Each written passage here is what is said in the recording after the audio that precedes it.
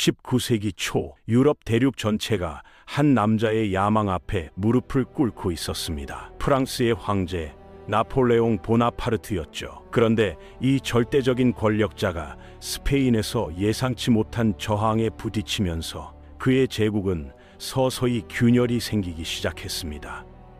오늘은 나폴레옹이 스페인에서 어떤 실수를 저질렀는지, 그리고 영국군이 코루냐에서 벌인 절망적인 탈출 작전이 어떻게 전개됐는지 상세히 살펴보겠습니다. 이 사건들은 단순한 군사적 충돌을 넘어서 유럽 전체의 운명을 바꾼 전환점이 되었습니다. 1807년 가을철이 되었을 때 나폴레옹 황제는 유럽 대부분의 강대국들을 굴복시킨 상태였습니다. 오스트리아 제국은 아우스터리츠에서 치명적인 패배를 당했고, 프로이센 왕국은 예나와 아우슈테트 전투에서 연이은 패배로 인해 프랑스에 항복했었습니다. 러시아 역시 프리틀란트에서의 패전 이후 틸지트 조약을 통해 동맹관계를 맺으며 나폴레옹의 편에 섰죠. 그런데 여전히 프랑스에 맞서고 있는 나라가 하나 있었습니다. 바로 대영 제국이었는데, 강력한 해군력과 해협이라는 천연 방벽 덕분에 본토 침공의 위험에서 벗어날 수 있었거든요. 나폴레옹은 영국을 굴복시키기 위해 경제적 압박 전략을 선택했습니다. 프랑스가 지배하는 모든 지역과 동맹국들에게 영국과의 무역을 완전히 중단하라고 명령한 거죠. 이것이 바로 대륙 봉쇄령이라고 불리는 정책이었는데, 영국 경제를 완전히 고립시켜서 항복하게 만들려는 계획이었습니다. 그런데 문제가 하나 있었어요. 포르투갈이 1386년부터 영국과 지속되어 온 역사적으로 오랜 동맹관계를 유지해왔기 때문에 이 봉쇄령을 무시하고 계속 교역을 하고 있었거든요. 나폴레옹에게는 이런 상황이 용납될 수 없는 도전이었고, 대륙 봉쇄 정책의 신뢰성을 훼손하는 심각한 문제로 인식되었습니다. 이런 상황을 용납할 수 없었던 나폴레옹은 포르투갈을 점령하기로 결심했습니다. 앙도슈 주노 장군이 지휘하는 28,000명의 프랑스군을 포르투갈로 파견했는데, 이때 스페인이 프랑스와 동맹관계였기 때문에 스페인 영토를 통과할 수 있었죠.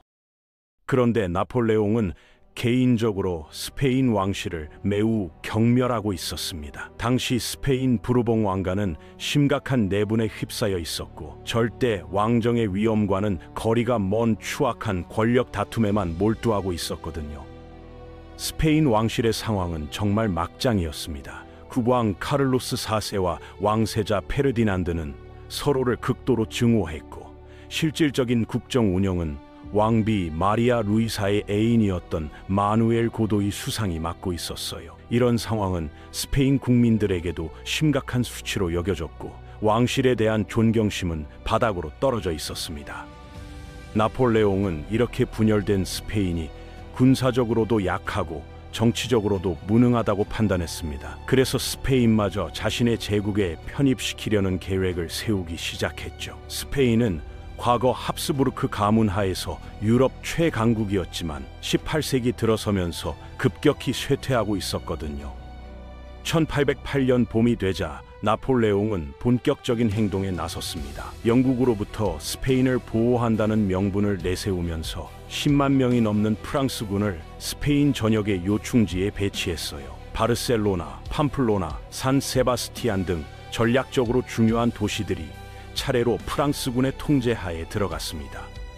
스페인 국민들은 프랑스군의 주둔을 보면서 또다시 외국 세력에게 굴욕을 당하고 있다는 분노를 느꼈습니다. 그들의 분노는 고도이 수상에게 집중됐고, 결국 1808년 3월 17일 아랑후에스 궁전에서 대규모 폭동이 일어났죠. 고도이는 분노한 군중들에게 거의 집단 구타를 당할 뻔했고, 간신히 목숨을 건져 궁전 다락방에 숨어 있다가 발견됐습니다.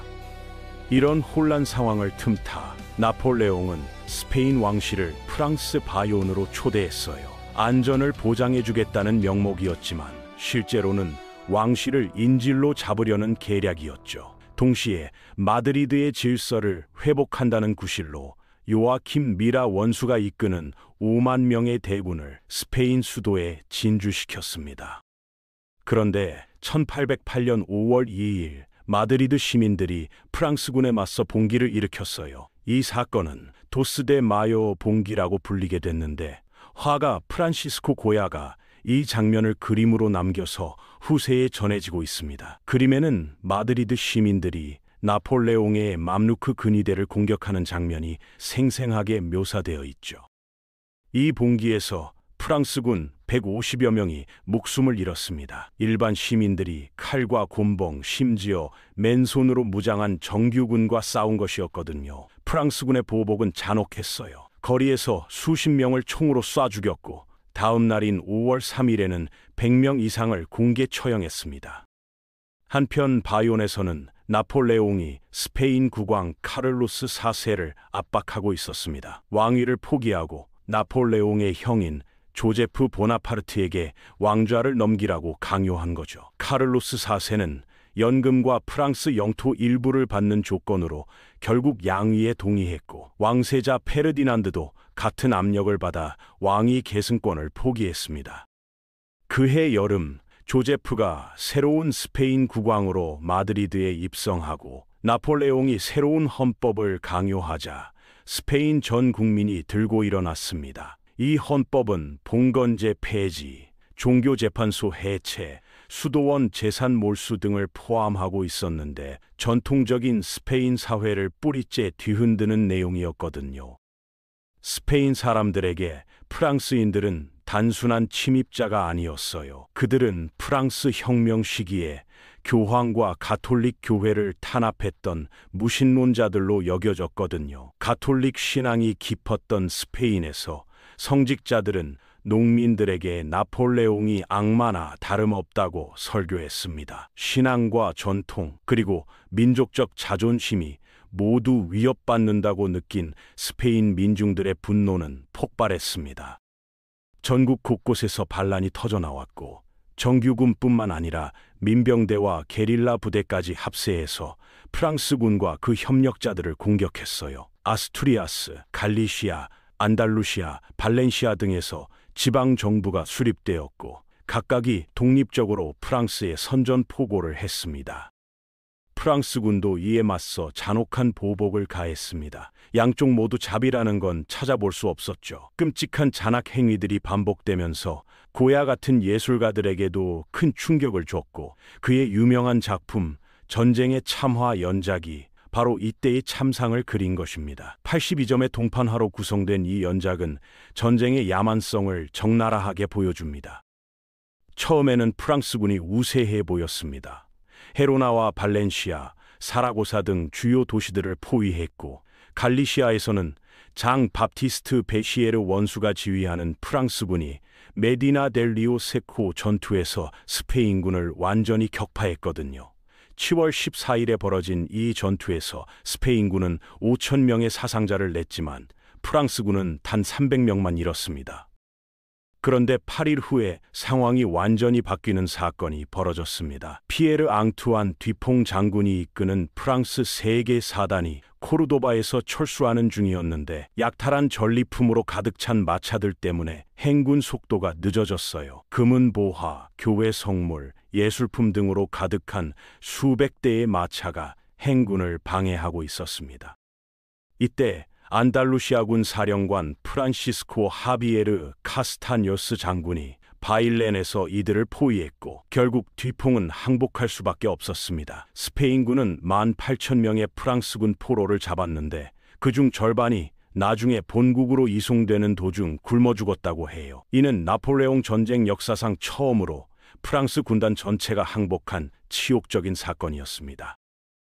바일렌 패배는 나폴레옹에게 엄청난 충격이었습니다. 황제로 즉위한 이후 첫 번째 큰 패배였거든요. 유럽 전역의 프랑스 적국들은 환호했고, 나폴레옹의 분노는 하늘을 찔렀죠. 설상가상으로 포르투갈마저 반란에 가담했고, 스페인의 강력한 저항으로 인해 여러 도시에 대한 포위 작전을 포기해야 했습니다. 새로운 스페인 국왕 조제프 보나파르트는 수도에서 도망칠 수밖에 없었어요. 바일렌 패배 소식이 전해지자 마드리드 시민들이 다시 들고 일어났고, 조제프는 왕관을 쓴 지 열흘 만에 프랑스 국경 근처로 피신해야 했습니다. 이는 나폴레옹 가문의 권위에 치명적인 타격을 주었죠.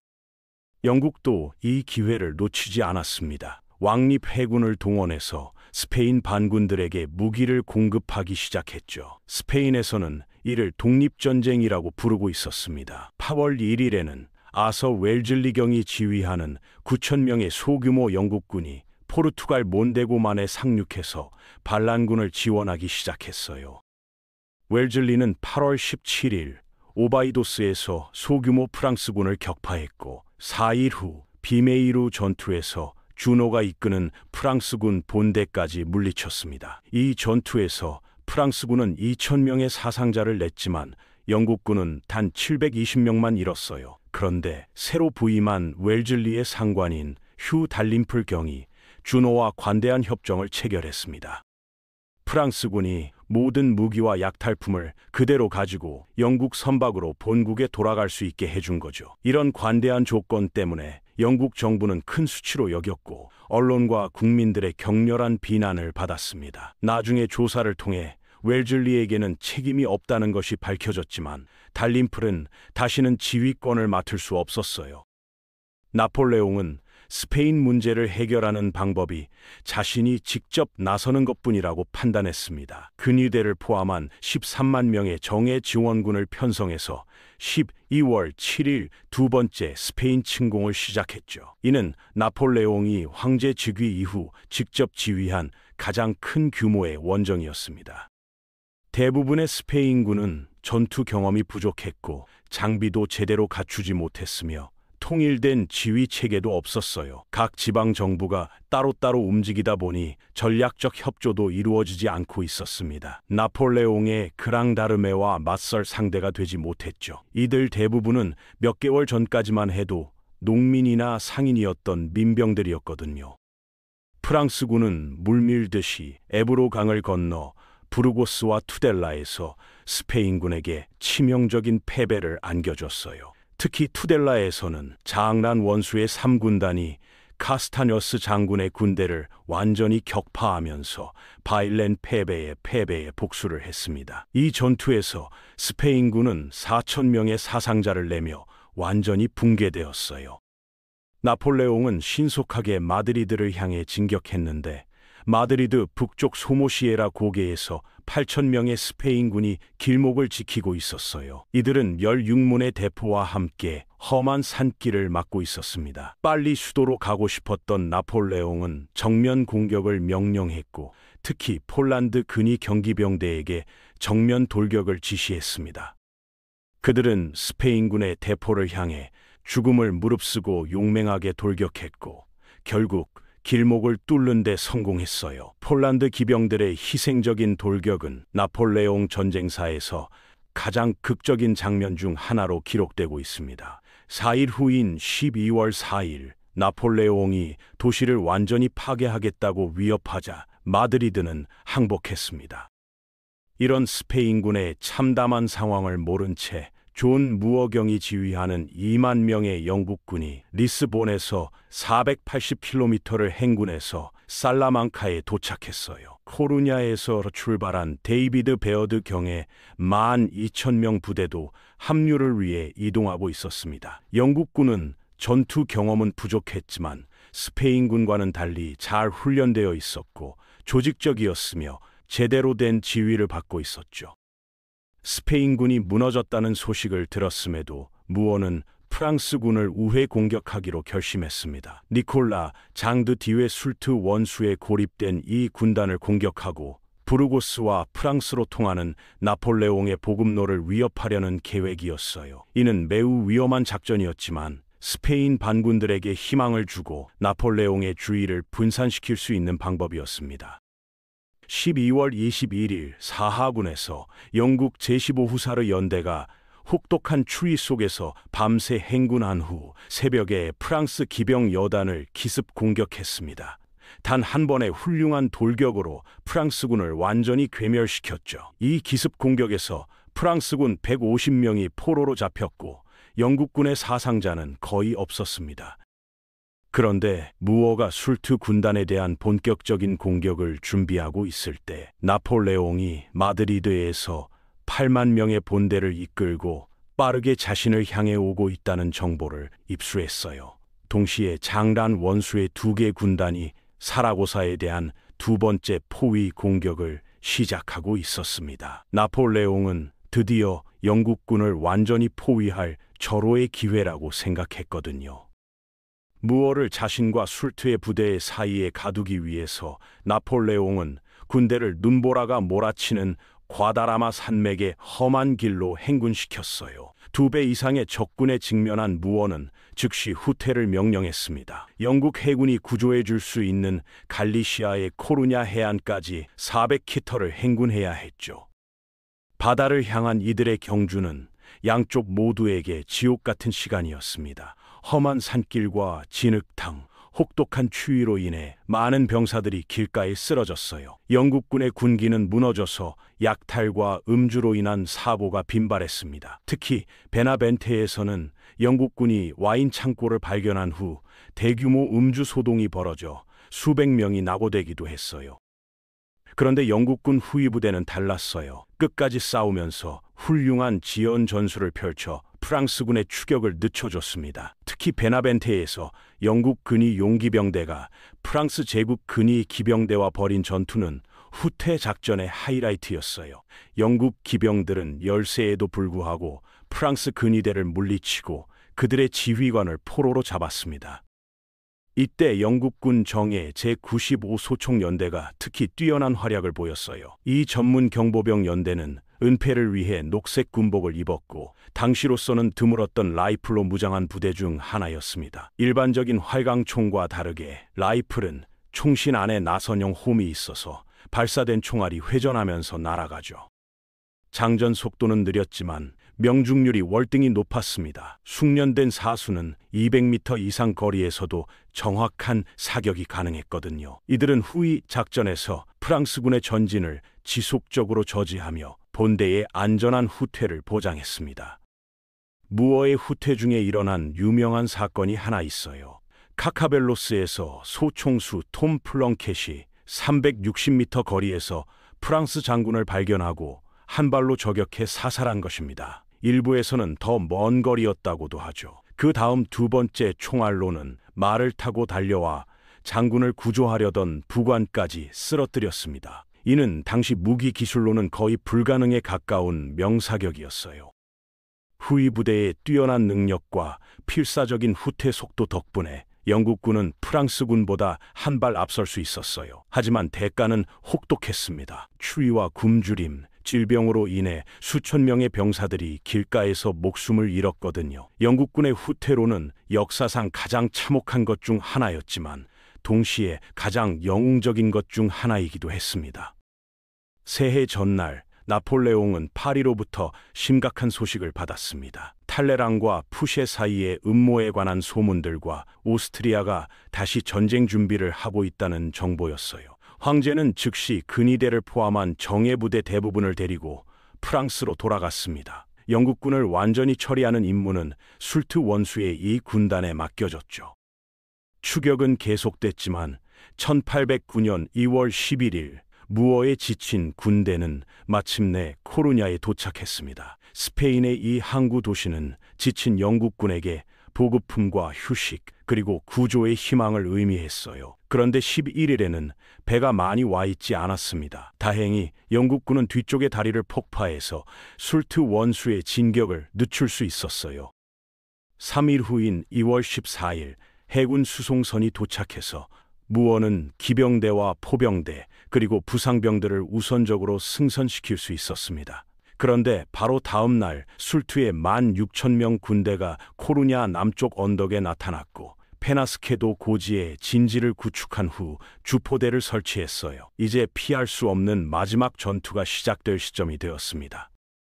무어는 군대의 절반인 8,000명을 도시 남쪽 3km 지점의 방어선에 배치했고 우측면 보호를 위해 파젯과 프레이저의 2개 사단을 대기시켰습니다. 영국군은 코루냐와 바다 사이에 등을 대고 싸워야 하는 절망적인 상황에 놓여 있었지만 그들에게는 선택의 여지가 없었어요.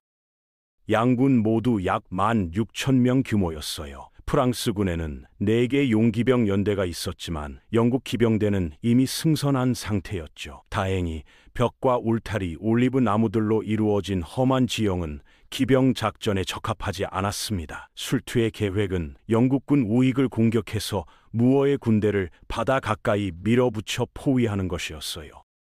1809년 1월 16일 오후 2시경 프랑스 포병이 포격을 시작했습니다. 왼쪽에서는 루이 앙리 라우사예의 용기병 지원을 받으며 클로드 프랑수와 페레 메르메의 보병 사단이 전진했어요. 그 직전 무어는 술트가 공격할지 확실하지 않아서 에드워드 파젯 사단에게 승선을 시작하라고 명령했었는데 급히 그 명령을 취소하고 파젯에게 병력을 이끌고 열린 측면을 보강하라고 지시했습니다. 프레이저 사단은 산타 마가리타 고지에 배치됐죠. 이 배치는 매우 중요했는데 만약 프랑스군이 이 고지를 점령하면 영국군 전체가 포위될 위험이 있었거든요. 프랑스군은 울타리를 뚫고 벽을 넘으며 양쪽에서 전초부대의 사격을 받으면서도 계속 전진했어요. 메르메의 병사들은 용감하게 전진했지만 영국군의 조직적인 저항에 부딪혔습니다.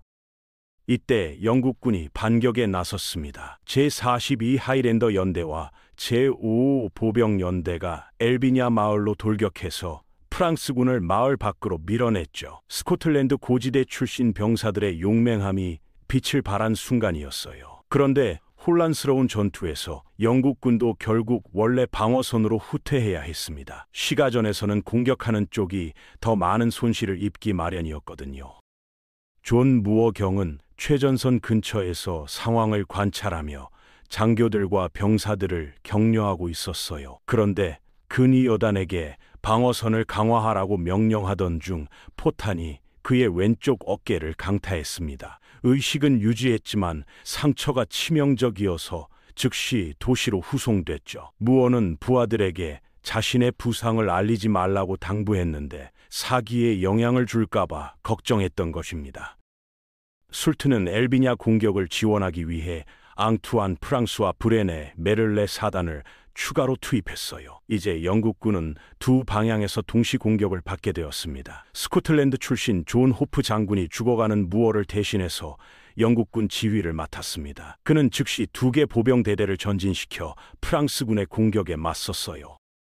제95 소총연대의 산병들이 이끄는 파젯 사단이 영국군 우익을 보강하기 위해 도착했습니다. 이들의 정확한 사격은 프랑스군의 전진을 크게 늦춰줬어요. 험한 지형 때문에 프랑스 용기병들은 말에서 내려 보병처럼 싸워야 했지만 결국 영국군의 조직적인 저항에 밀려 서서히 후퇴하기 시작했습니다. 파젯의 전진은 엘비냐를 공격하고 있던 메르메의 측면을 위협했고 메르메는 철수할 수밖에 없었습니다. 우측에서는 앙리 프랑수와 델라보르드의 보병대가 피에드랄론가 마을을 확보했지만 곧 영국군과의 치열한 쟁탈전에 빠져버렸죠. 양쪽 모두 마을에 각 건물을 두고 치열하게 싸웠습니다. 오후 6시경 해가 지면서 전장에서 포격이 중단됐습니다. 어둠 속에서는 정확한 사격이 어려웠거든요. 오후 8시쯤 무어는 부하들로부터 영국군이 방어선을 성공적으로 지켜냈다는 소식을 듣고 안도하며 숨을 거뒀어요. 그의 마지막 말은 나는 조국과 군대에게 유용한 일을 했다고 생각한다였습니다. 그날 밤 영국군은 모닥불을 피우고 경계병을 세운 채 조용히 코루냐로 후퇴해서 승선을 시작했습니다. 이들은 완전한 정숙 속에서 움직였고 프랑스군은 아침이 되어서야 적군이 사라진 것을 알아차렸어요. 야간 철수 작전은 완벽하게 성공했습니다. 다음 날 아침 프랑스군은 적군이 사라진 것을 확인했어요. 그런데 상황을 활용하는 데 느렸습니다. 정오가 되어서야 육문의 대포를 가져와 코루냐 항구가 내려다 보이는 위치에 배치했거든요. 프랑스군이 포격을 시작했을 때 영국군은 대피를 거의 완료한 상태였어요. 2만 6천 명의 영국군이 무사히 함선에 오를 수 있었습니다. 서둘러 출발하는 과정에서 영국 수송선 몇 척이 좌초하고 2척이 화재로 손실됐지만 전체적인 피해는 경미했습니다. 소규모 스페인 수비대가 영국 함대가 안전하게 바다로 탈출할 때까지 코루냐에서 버텨준 후 항복했어요. 이들의 희생적인 지원 덕분에 영국군은 완전한 탈출에 성공할 수 있었습니다. 코르냐로의 무어 후퇴 작전이 영국군의 재앙이었는지 아니며 기적적인 탈출이었는지는 지금도 논쟁거리입니다. 도움이 필요한 시기에 스페인을 버린 것일까요? 아니면 나폴레옹의 본대를 끌어내서 다른 지역을 위한 시간을 벌어준 것일까요? 어느 쪽이든 영국군 자체는 구출됐고 훗날 다시 돌아와 싸울 수 있게 됐습니다. 그런데 나폴레옹은 이제 이베리아 반도에서 장기전을 벌여야 한다는 전망과 오스트리아와의 새로운 충돌이라는 이중 부담에 직면했어요. 두 전선에서 동시에 전쟁을 치르는 것은 그의 제국이 이전에 경험해보지 못한 새로운 도전이었습니다. 나폴레옹은 스페인에서 실책을 저질렀지만 그 실수의 실제 규모가 얼마나 클지는 몇 년이 지나서야 명확하게 드러났죠.